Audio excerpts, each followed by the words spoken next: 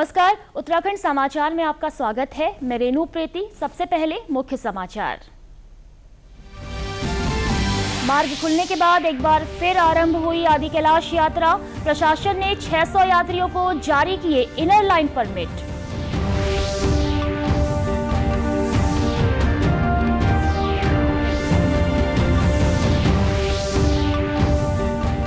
प्रदेश के सबसे बड़े सामुदायिक भवन का अगले साल 15 जनवरी को होगा लोकार्पण। देहरादून के गढ़ी कैंट में निर्माणाधीन भवन के लिए मंत्री गणेश जोशी ने तय की डेडलाइन।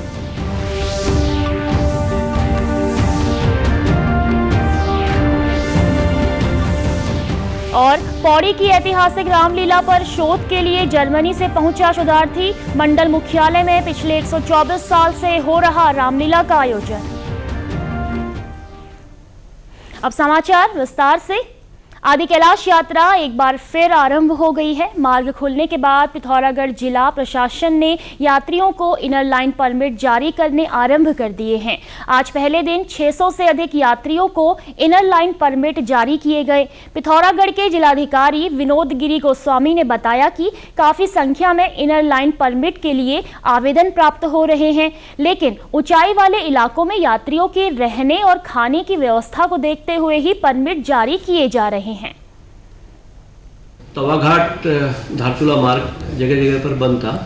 बीआरओ के द्वारा उसको कल रात्रि में ओपन किया गया। उसके बाद हम लोगों ने पास जारी करने शुरू किए हैं। पिछले 5-6 दिन से जो यात्री वहाँ स्ट्रेंडेड थे उनको निकाला गया है, लेकिन मेरा जो सभी यात्री आ रहे हैं उनसे भी अनुरोध है कि यदि थोड़ा कोऑपरेट करेंगे वहाँ जो तहसील स्टाफ है या जो वहाँ के लोकल प्रशासन है, तो हम सभी को बारी बारी से ग्रुप्स में वहाँ से छोड़ रहे हैं। जिनका इनर लाइन परमिट जारी कर रहे हैं उसके बाद दे रहे हैं। ऊपर की जो कैरिंग कैपेसिटी है, वहाँ रात्रि विश्राम करने की जो क्षमता है उसको देखा जा रहा है।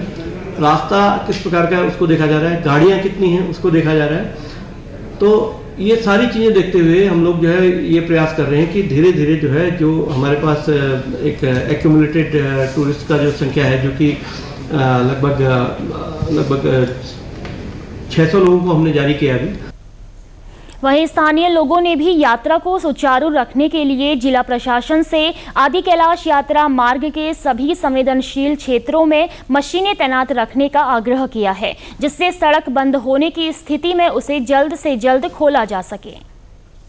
धारचूला में जो इस बार आपदा में जो बहुत परेशानी हुई, यात्रियों को ज़्यादा परेशानी हुई। बेचारा दूर दूर से आ रहे हैं। 10-10 दिन एक जगह धारचूला में अटके हुए हैं। कोई दारमा अटके हैं, कोई आदि कैलाश अटके हैं। तो परेशान तो बहुत हो रही है। और उनको प्रशासन से भी हम क्या कहें, उन्होंने अपने ओर से व्यवस्था कर ही रखी है। व्यवस्था कर रखी है तो ऊपर से बोर्डर आ ही रहा है, तो नीचे ऐसे भेजना भी रिस्क में नहीं भेज सकते हैं। अब मैं प्रशासन से धन्यवाद भी दूंगी और आपसे जो आग्रह भी करूंगी कि बड़े बड़े मशीनें जो है वो रास्ते में रख दिया जाए, ताकि रोड जल्दी से साफ हो, तो यात्रियों को परेशानी न हो।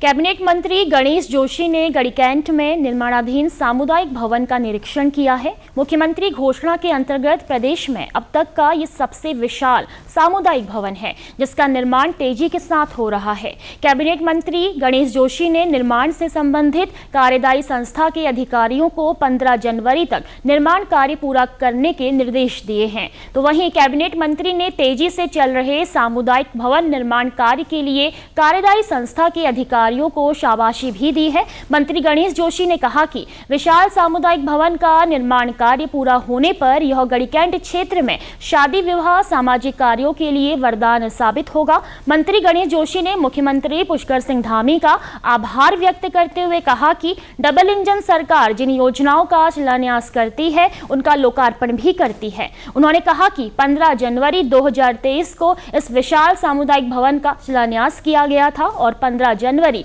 2025 को इस भवन का जनता को ये भवन समर्पित किया जाएगा। गढ़ी कैंट का क्षेत्र, इसका लगा हुआ क्षेत्र जहां लगभग 30,000 से अधिक की आबादी यहां पर रहती है। यहां पर कोई ऐसा सार्वजनिक स्थान नहीं था। कोई ब्याह शादी अगर इनके फंक्शन होते हैं तो उनको शहर की ओर जाना पड़ता है। 2.5 लाख 3 लाख में वेडिंग पॉइंट मिलते हैं। और एक बार मुख्यमंत्री जी को मैं लेकर यहाँ पर आया था तो मैंने घोषणा करवाई थी 10 करोड़ की लागत से एक विशाल सामुदायिक भवन यहाँ पर बनकर तैयार हो गया है। फिनिशिंग वर्क चल रहा है। 15 जनवरी को इसका लोकार्पण कर हम यहाँ की जनता को सूचित करेंगे। पौड़ी की ऐतिहासिक रामलीला का ये 124वां साल है। पारसी थिएटर शैली में होने वाली इस रामलीला की बेहतरीन प्रस्तुति और लोकप्रियता का पता इसी से चलता है कि इसे यूनेस्को ने भी रिकॉर्ड किया है।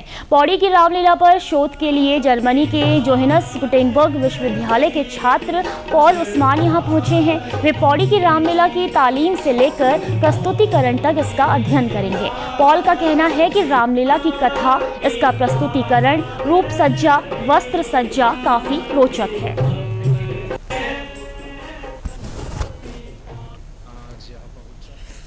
क्योंकि मैं आजकल जर्मनी में अपना MA करता हूँ एंथ्रोपोलॉजी में, और फिर वहाँ एक थीसिस लिखना है रामलीला के बारे में। तो मैंने सोचा कि अगर मैं गढ़वाल की रामलीला के बारे में लिखूंगा तो एक बार तो देखना पड़ेगा।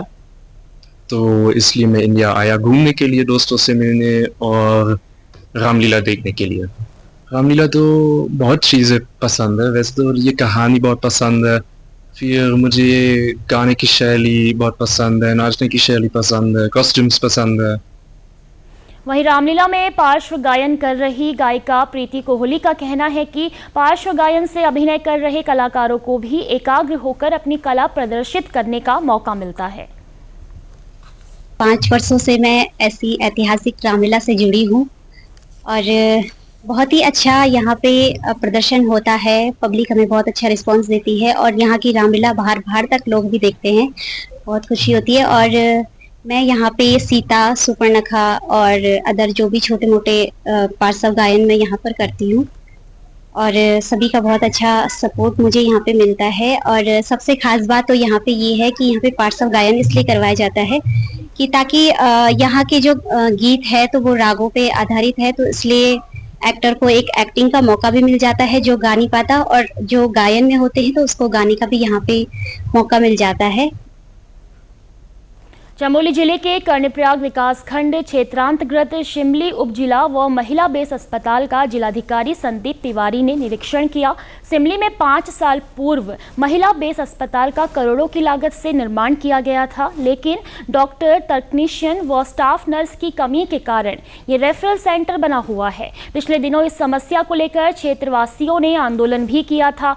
शिमली पहुंचे जिलाधिकारी ने अधिकारियों व जनप्रतिनिधियों के साथ बैठक की। बैठक में चमोली के मुख्य चिकित्साधिकारी डॉक्टर राजकेश पांडे, थराली के विधायक भोपाल राम टमटा, कर्णप्रयाग विधायक अनिल नौटियाल आदि शामिल हुए। जिलाधिकारी ने शिमली अस्पताल के संचालन में आ रही समस्याओं का समाधान करने के अधिकारियों को निर्देश दिए। उन्होंने स्थानीय स्तर पर होने वाले कार्यों को 1 माह के भीतर पूरा करने के निर्देश दिए।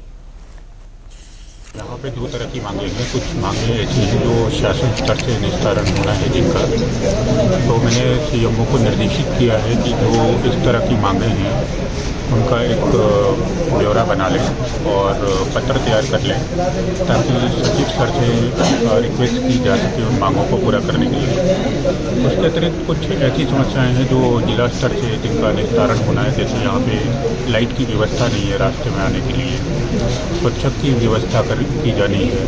उसके अतिरिक्त और जो रास्ता है हॉस्पिटल से आने का, वहाँ पे बहुत झाड़ियाँ हो रही हैं, झाड़ी कटान का काम है। तो इस तरह के छोटे छोटे कुछ काम थे जो चिकित्सा प्रबंधन समिति के फंड से किए जा सकते हैं। तो मेडिकल सुपरिटेंडेंट को निर्देशित किया गया है कि उन कामों को तत्काल अनुमोदन करवाना सुनिश्चित करें और 1 महीने बाद फिर इस हॉस्पिटल का एक निरीक्षण किया जाएगा और देखा जाएगा कितना निस्तारण होगा। वहीं क्षेत्रीय विधायक अनिल नौटियाल ने शिमली अस्पताल की व्यवस्थाओं को ठीक करने के लिए हुई बैठक को महत्वपूर्ण बताया। चुंगी में जो महिला बेस्ड चिकित्सालय है उसमें किस प्रकार से हम लोग व्यवस्थाएँ ठीक करें। आज उस संबंध में बैठक थी, इससे पहले भी हम लोगों ने 2-3 बार बैठक की है, कुछ व्यवस्थाएँ ठीक हुई थी, लेकिन एक बार फिर से हम लोग यहाँ पर बैठे हैं पूरे क्षेत्र के लोगों के साथ, माननीय विधायक जी थे, जिलाध्यक्ष हमारे सभी वरिष्ठ लोग थे, उनके साथ और जिलाधिकारी भी यहाँ पे आए हुए। जो भी समस्याएं थी जनता की तरफ से, जो भी बातें आई हैं, CMO को निर्देशित कर दिया गया है कि 1 महीने के अंदर उन व्यवस्थाओं को ठीक करें। इसी के साथ अभी तक के समाचार समाप्त हुए। दूरदर्शन समाचारों से जुड़े रहें। मिलते हैं फिर शाम 6:30 बजे के बुलेटिन में। नमस्कार।